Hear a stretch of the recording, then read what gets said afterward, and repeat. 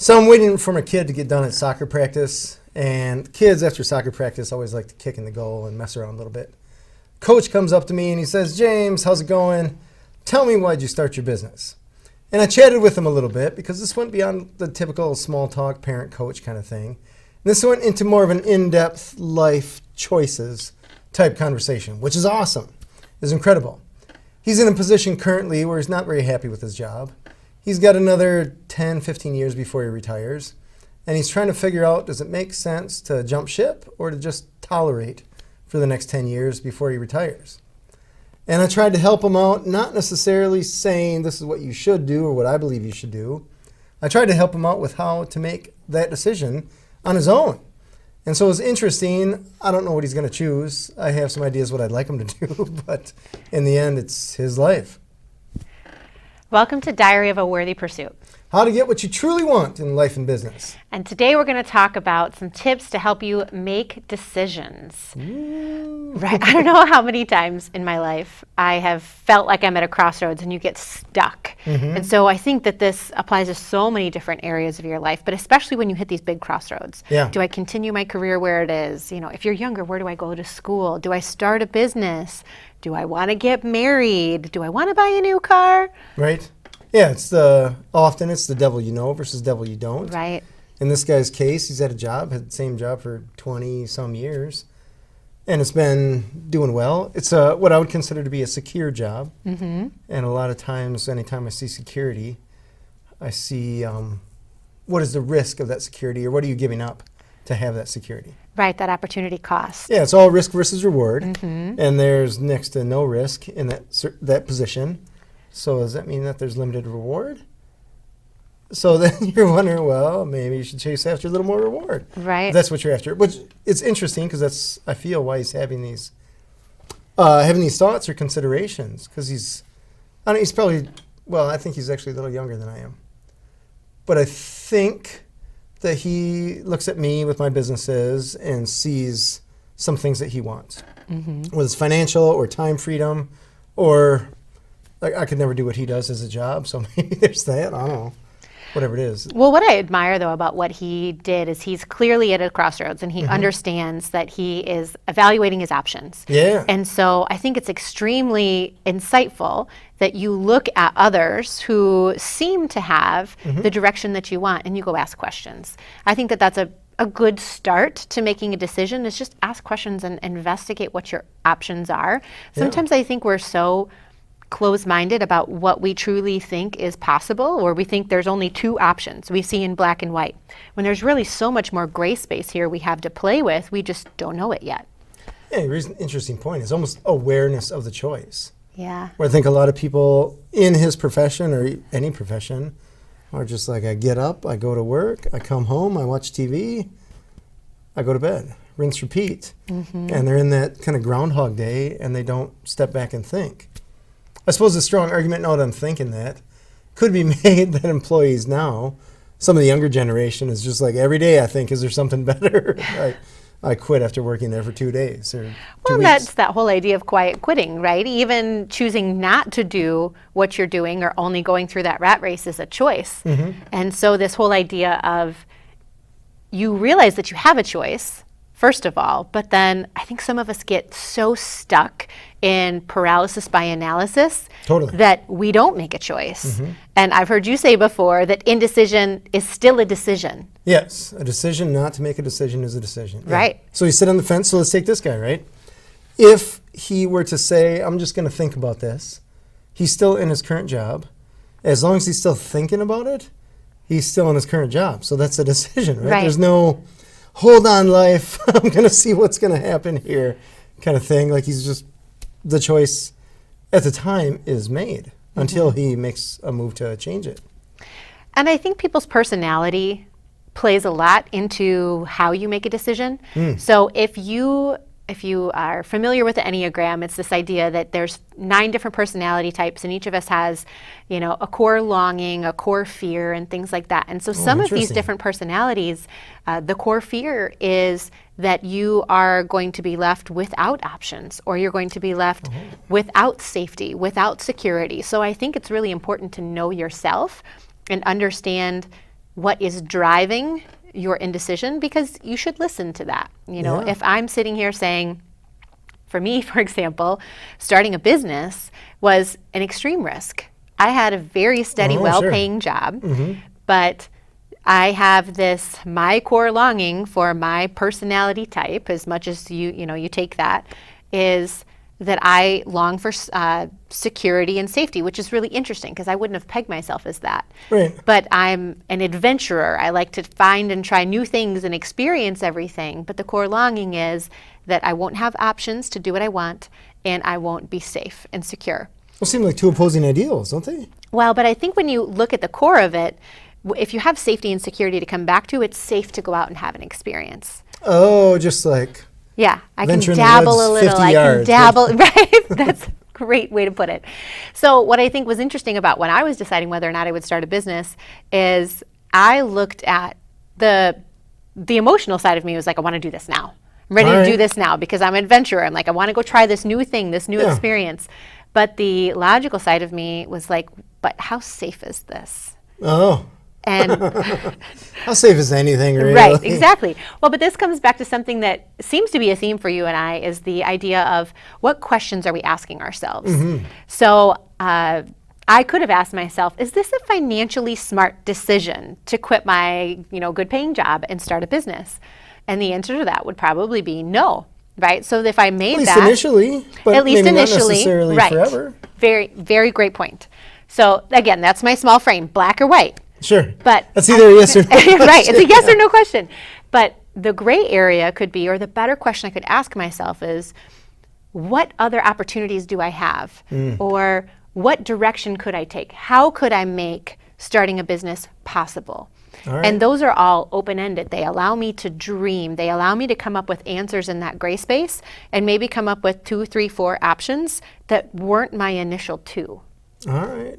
I like that idea of the opportunity cost for not doing something, because you could have said, you know what, I got to stay at this job because you got the steady paycheck, the vacation or whatever.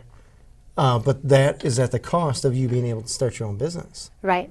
So, but then vice versa, you start your own business, you can't have the job, right? You have to jump off the diving board with 2 feet. Yeah. Kind of thing. Interesting. But what I also like about what you brought up is the idea that earning potential. So I'm There's looking. no ceiling. There's no ceiling when I have my own business. My ceiling is the amount of effort I want to put in, my big ideas, where I want to take the company, how big I can think, not a company's idea of where I can go. And I think that's the reason for a lot of people starting a business is they don't want to put their hard-earned time as money into someone else's pocket. If I'm going to work hard, I want it to be because I'm growing something.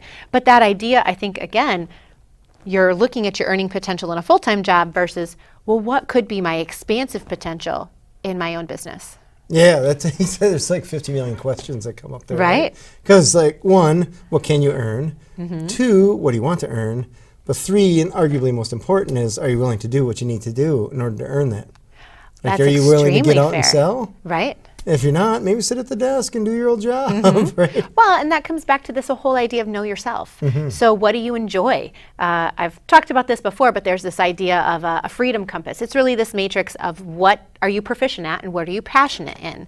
And so you can write this down and create this matrix and say, okay, those things that I'm not proficient in and I'm not passionate in, that's my drudgery zone. So I want to make sure that the things that I do every day don't have me stuck in that zone that just drains my mental and physical energy, right? In the drudgery zone. Yeah, I mean, crazy name, that's it's funny. kind of like a decompressing word, but it's so true. Right. And then you've got your desire zone. That's where you have high passion, high proficiency. So if you can start thinking about the things that you enjoy doing, the things you like to do, and see what falls in that passion and proficiency zone, then I think you've got a better shot at saying, well, does talking to people really fit in this area? And if so, then maybe I am okay starting my own business because I'd be comfortable selling. But if I don't like doing that, and my favorite thing to do is, look at spreadsheets or show up at a certain time and leave at a certain time, then maybe entrepreneurship isn't for me. That's interesting. The whole drudgery zone thing, I'm thinking about this guy. I wonder if the majority of his job, he's in the drudgery zone. Fair point. So I wonder, because he's had this job for at least 2 decades. So I wonder if maybe it started with a passion, and then I suppose like just about any relationship eventually becomes drudgery, right? Yeah, if you don't work on it. Yeah. Right. Interesting. Huh.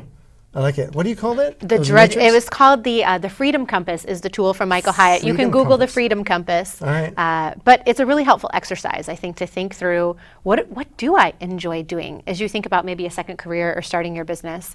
So you really can shed some light on it. And like you got to it. be honest with yourself, right? Because if you're like, yeah, I love talking to people, but do you every day?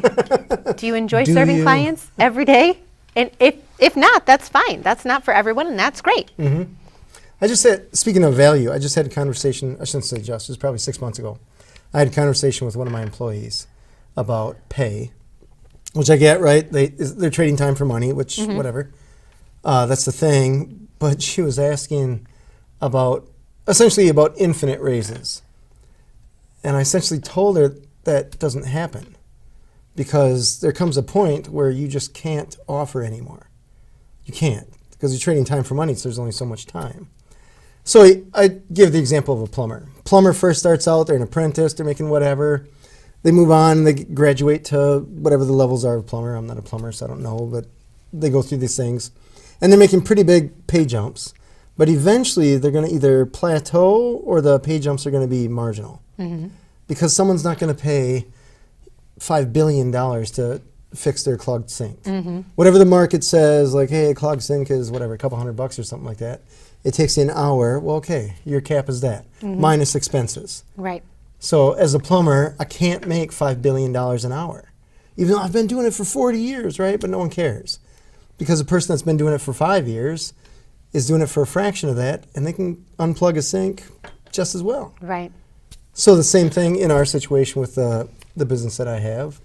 Like you get super good and you make the big jumps, but eventually they're going to be lesser jumps because there's nowhere to jump to. So you have to go into management or ownership or something like that. So it was interesting having that conversation because it all came down to value. And I think a lot of people, when they're in a position where they're in the same job for a long time, I think they're like, oh, I've kind of reached the peak. Yeah. Like there isn't another rung because this is just the business. Right. And I think that some people miss that sight of seeing themselves as what's the value I bring to the market. Oh, right. So when you see your expertise as having value in the market, then you see the value you bring to your employer and then what that value is worth. Right. But I think that, again, this falls into your decision making when you can say, is the value that I'm bringing over here worth what I'm getting paid? And that's a very subjective answer. Right. But if you don't agree with that, then you have the opportunity to, well, I sit here and I tolerate it, which I feel like a lot of people are stuck in right now. After the pandemic, we all kind of wanted to be safe and we didn't have a lot of security necessarily. So people are like, let me just stay and hang out. But now there's that other option of, well, what would happen if I were to take a risk? What could happen if I were to take a risk? And I think that that's the opportunity that your coach friend here was trying to grapple with. Right. Trying to figure it out, what's going on. Right, exactly. Another thing that I was talking to this guy about was the cost of not making a decision. An interesting thing that I was trying to allude to. I don't know if you ever saw the movie Up in the Air. No. Up in the Air with George Clooney. Oh, yeah. His job is to fire people, right? And he asks the bald actor that seems to be in every movie, but I can't think of his name right now. This is George Clooney's firing him on behalf of this other company. And George Clooney asked this question, how much did they have to pay you to give up your dream? And this guy's like, $29,000. Because he went to school, the bald guy went to school to be a chef, and he's at some business working a desk, accounting or whatever it was. Yeah. And so George Clooney's like, you go to school to be his gourmet chef, and you end up behind a desk. So now's your opportunity, forced opportunity, to go do what your dream is. And then George Clooney goes on to give him a little speech, right? You rah-rah. Yeah.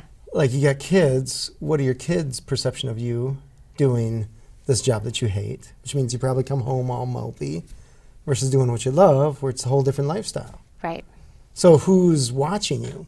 So the decision is not necessarily just for you. It's for everyone that's watching you. And some people around you, you may not care or whatever, right? There's just some person on the street. But if it's your kids or your spouse, different story. Right.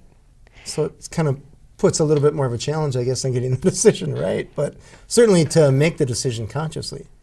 Yeah, I think what's interesting about that too is this idea of a forced opportunity, right? So sometimes we find ourselves in situations where we're evaluating because something's not quite right. You know, there might be dissonance of what we have to do versus maybe what we dreamt we would do or something like that. But that's kind of a privilege that we have, right? There are more job opportunities. He has other options, right? But a layoff or downsizing in some of these corporations, again, that's happening a lot right now, especially in the tech space. So as you see more and more of these posts on LinkedIn of open to work or I'm was just laid off, it is a forced opportunity. And I think this comes to that idea of mindset of how are you looking at this decision-making process? Right. If it is I got laid off and now I have to go find something else, okay. Or if you were stuck and you weren't really fulfilling your dream, this is your opportunity. This is your inspiration to go live it. So I think I've been accused sometimes of saying everything's an opportunity. Because to me... That doesn't sound incorrect. I think maybe it's applied liberally. Okay. But it's the way that you look at things, right? So if I see this as a challenge, it's going to be really hard for me to overcome. Like, I'm going to switch fields. That's going to be so hard. Or, I want to start my business. That's going to be so hard. Or if I see it as an opportunity, look at this cool thing I get to try. And if it works, great. And if it doesn't, not a big deal. But I get to try it. That's a whole different approach to making that decision. You raised an interesting point about something being difficult, though.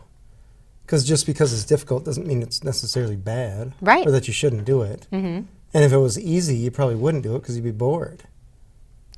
That's fair. And I wonder how many people are in a place where they are right now because they've always made the easy decision. Totally. And then, you get to a point where the easy decision just doesn't serve you anymore. Path of least resistance. Yeah, exactly. Yeah. Terrible way to live your life. Yeah, in my opinion. Well, you will never get where you want to go if you don't know where that is. Right. Yeah. It's one of those, it's funny. I have a friend who, from spouse, job, everything, path of least resistance. Super nice guy. Love hanging out with him. But it's one of those, I can't talk to you about growth or anything. We don't talk about that. We talk about cars instead because his life is pure path of least resistance. Even the food that he eats kind of thing. Where should we eat? Well, the restaurant's right here. Yeah. I didn't even turn the steering wheel. It just showed up. It's funny. And it's interesting when I look back, oh my gosh, that is crazy. Yeah. But it's inspiring because you're like, nah, I don't want to do that. I got to go for something Well, and better. sometimes we make better decisions by looking at what we don't want than seeing what we do. Yeah, right? warnings are examples, right? You look Yes. around and do I want to be that guy? Nah. I have found that in parenting. I have seen plenty examples of, at least from the outside, what I don't want to be as a parent. I'm sure in the moment when I'm with my kids, I'm probably that person without knowing it. But there's plenty of People taking examples. notes now what Jenna's doing. But when you're on the outside and it's not your own kids, you're like, I can see how that's helpful, or I'm never going to do that. All right. Interesting. Yeah, I suppose the choices in parenting, that's a whole new ball of wax right there. Well, but it comes back to that whole idea of self-awareness and making the decision of making decisions based on your ultimate goal. And that's not really something that we've chatted about here yet, but it's that idea of what is this coach's ultimate goal? The big thing. Yeah, what's the big nut he's chasing? Yeah. So if he's chasing, I just want to have a ton of money in retirement. Right, so to be able freedom. to, Okay. If that's what he's chasing and he doesn't like volatility, he likes safety, then cool, maybe staying the course is a good place. But the other option is you take a risk. Right. You could fail or you could do great. Yeah, I wonder. Because you raised an interesting point, right? The big goal, because that's the little stuff doesn't really matter as long as you're heading in the right direction towards your goal. So whether it goes financial, or I suppose it could be just health. Like he's in a job right now where he just hates it. So I can't imagine spending 8 or 9 hours a day hating what you're doing. Right. What does that do to your body and your mindset, your perception of the world, how you treat your kids and friends and all this kind of stuff? Right, because you carry that angst with you. Yeah. And even, it's interesting that you say that right now because he's He's a nice guy, sharp guy. So then you wonder, like, that means that he's carrying that baggage hidden. Mm-hmm. Which then he's like, you're going to have a stroke, man, or a heart attack or something like that. Yeah, well, we were talking before we started here today that just that stress, that emotional stress of indecision, not making a decision, or just that existential angst of what's my purpose, where do I belong, where should I go, what's my next best path, that really takes a toll on your body.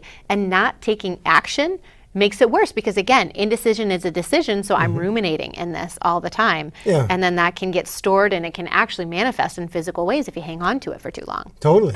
I think it's good to forgive yourself, to not have the guilt that your decisions got you where you are. Because past doesn't equal future kind of thing. Right. So I think a lot of people would get stuck saying, oh my gosh, how did I get here? Right. Kind of thing. But in the end, it doesn't matter.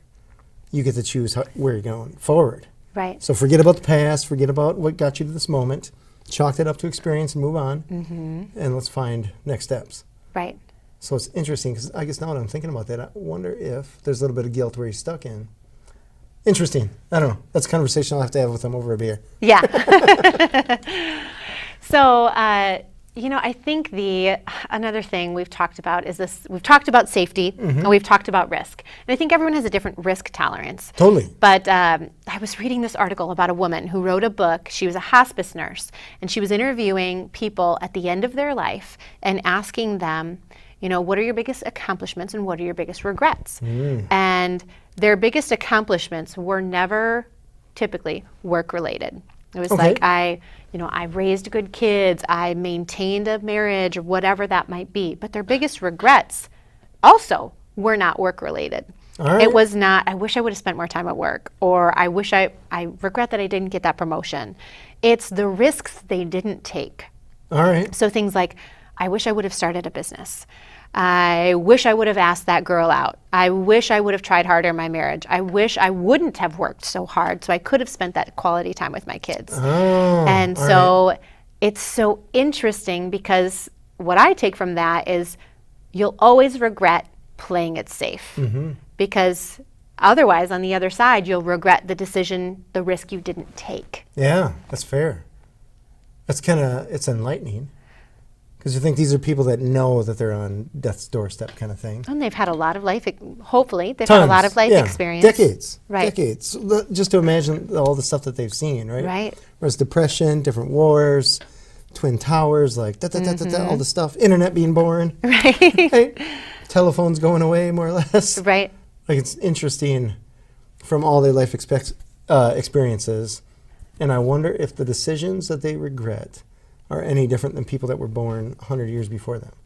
It's a really good question. We wonder how much technology changes our lives and it's supposed to make things easier, but instead we just spend more time in it and we spend more hours working with it.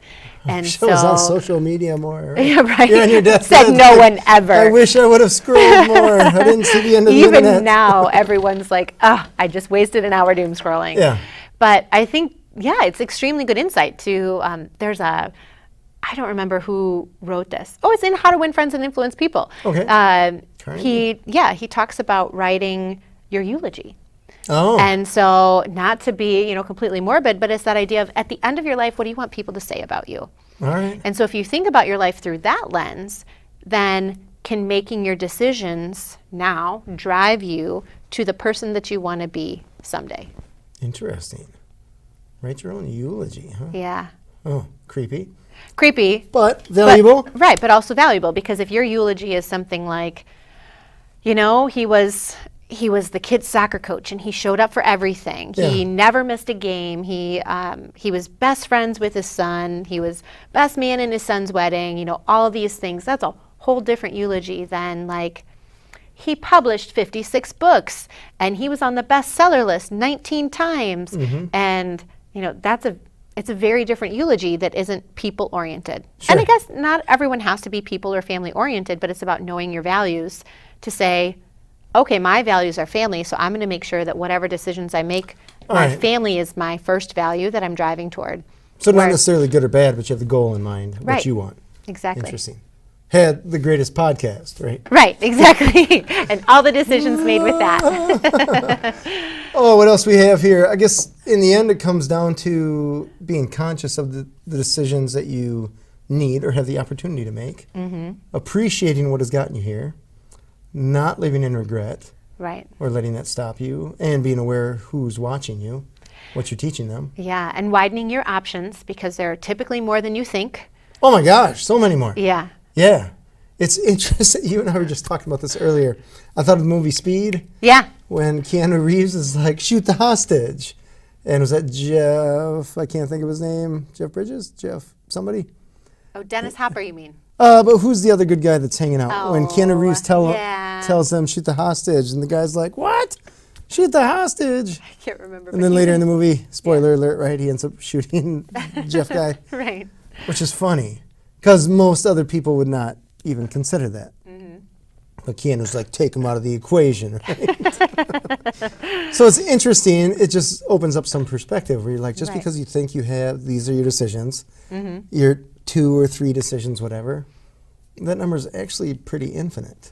Yeah. In the end, I suppose if you just get a whiteboard or hang out with a friend and have a beer, you could figure it out. Right. Figure out different options and find something that inspires you or maybe you weren't aware of.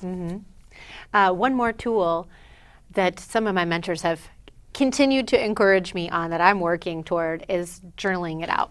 All right. So that idea of like, okay, I think this is the direction I want to head. Let me dive into that. Because sometimes seeing your feelings or your thoughts come out on a written page is very different than saying it to someone. And sometimes writing it just helps people process it. Totally. Yeah. Especially if you're free writing. So that's the whole idea behind people doing morning pages, right? It's just letting things flow and seeing how they react to things. But then taking a break and giving yourself some space and coming back to that decision and saying, okay, does that jive with who I want to be? Does that jive with my values? I have seen it really help people. I have that as a goal. Someday I will get there, but I've seen it be a really useful tool in decision making. Yeah, when I wrote my book, Yeah. it was interesting because there were times that you're just, typing away. I guess my hunt and peck typing. And I'd walk away and come back and read what I wrote. And I'm like, I don't know who wrote that, but they're pretty awesome. And it didn't feel like it was me. Yeah. Like, I'm like, that's cool. And then you're like, wait, you wrote that. And it was one, I don't mean to be like not humble or anything, but it was one of those where when you get in that zone, you kind of take for granted all the stuff, the experience, the education, all that kind of stuff, and it can just flow. And there's even times still that I pick up my book and I'm like, that's good advice. I should take that. I didn't before. I should take it. Which is kind of, it's interesting. So I imagine everyone that's got the same thing. You put it down on paper. Yeah. I think we undervalue ourselves sometimes unless we actually, paper's a really nice way of just making it objective. Right. Put it out there, put it in the world, come Right. back to it. Yeah, you remind me of the business plans. When I was teaching business planning class. Yeah. People had their ideas for business, just magical rainbows, moonbeams, and then put it on paper and you find out either that's not financially viable or you're going to have to work 20 hours a day to make that viable. Right. I took just an example really quick. I had a woman that was going to start a retail store. It was going to Okay. be open 9 a.m. to 9 p.m., 7 days a week. But she wasn't going to have employees. Was she also not going to have a life? Yeah, so I'm like, no. And at first she's like, what are you talking about? This is my dream. I'm like, no, that's a prison. That is totally a prison. You're building a prison. Because day 1, 2, week 1, 2, sure, fine, whatever. You're like, yeah, honeymoon period. But on week 3, when you're there for 12 hours and no customers have walked through the door, you're going to be like, no, what did I do? I got a 5-year lease here.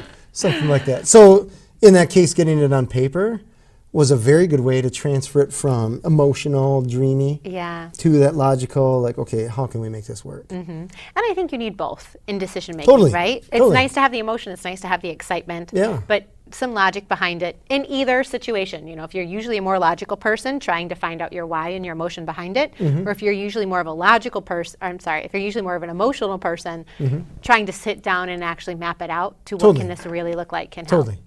Definitely value in both. So this has been Diary of a Worthy Pursuit. Where we talk about how to get what you truly want in life and business. Thank you. And I suppose you could just get a Magic 8-Ball, right? Let us know how that goes for you. Otherwise, we hope these tips were helpful in making your next decision. Have a good day.